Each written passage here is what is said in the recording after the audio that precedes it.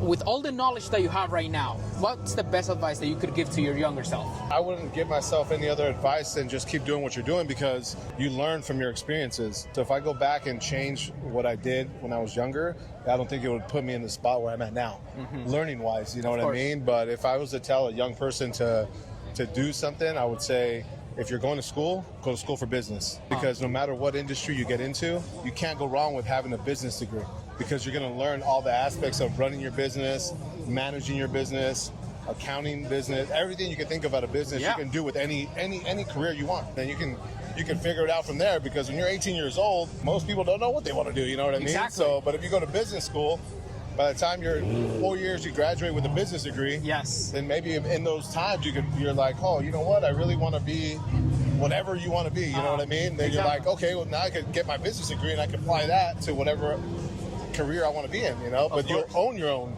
practice or business or whatever you want to do. You know? You said something very interesting, that it's very hard to get into this industry. Doing anything with cars is very competitive.